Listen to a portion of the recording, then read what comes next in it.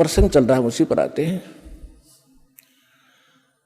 कि परमात्मा ने 600 वर्ष पहले आकर कहा था, अक्षर पुरुष एक पेड़ है, निरंजन वाकी डारे, तीनों देवा शाखा है, भाई पात रूप संसारे। अक्षर पुरुष एक पेड़ है, सरपुरुष वाकी डार, और तीनों देवा उसके आगे शाखा हैं, ये पात रूप संसार। अब आपको बहुत बार उल्टा लटका हुआ संसार रूपी वृक्ष का एक चित्र बनाया है, वो दिखाया है। तो परमात्मा ने मूल को छोड़ दिया, जो जमीन से बाहर दिखाई देता वो सारे पार्ट बता दिए।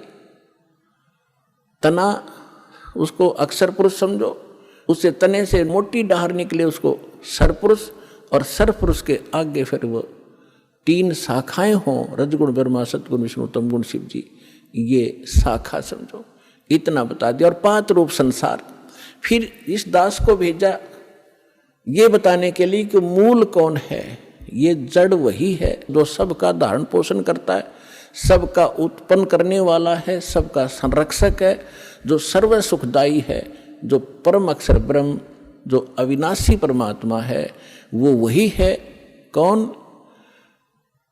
अब दास ने बताया कि इसमें परमात्मा को पहचानने में दोनों पहलू काम करेंगे। एक तो हमारी थ्योरी, हमारा जो सिलेबस पाठ्यक्रम, और साथ में प्रैक्टिकल। पाठ्यक्रम बता रहा है और फिर वो प्रैक्टिकल, जिन्होंने प्रैक्टिकल किया, उन महापुरुषों ने जिनको भगवान मिले, सचखंड लेकर गए, सतलोक ले गए, फिर वापस छोड़ा, उनमें से 6-7 शुभ नाम दास का याद है। आदरणीय धर्मदास साहिब जी, गांव बांधवगढ़, मध्य प्रदेश, वर्तमान में छत्तीसगढ़ होगा वो।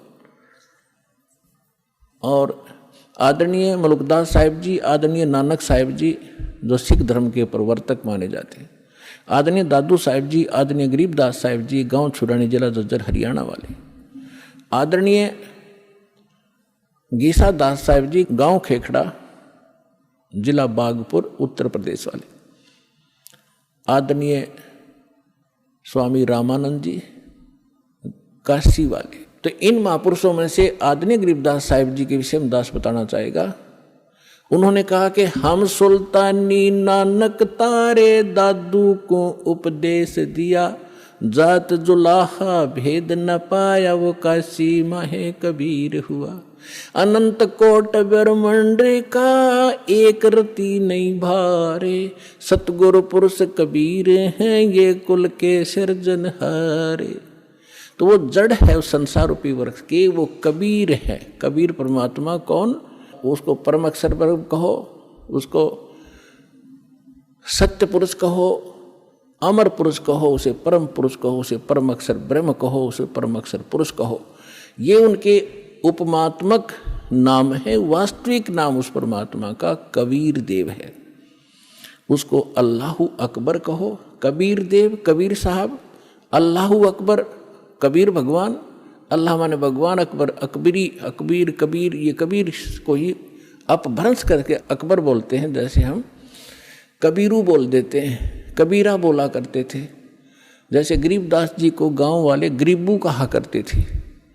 तो ऐसे हम अपभ्रंश करके अपने नाम रख लेते हैं। उनका वास्तविक नाम है कबीर देव, अल्लाहु अकबर, अल्लाह कबीर, गॉड कबीर। अब जो प्रसंग चल रहा था उसी पर आते हैं कि वो परमात्मा स्वयं यहाँ आते हैं।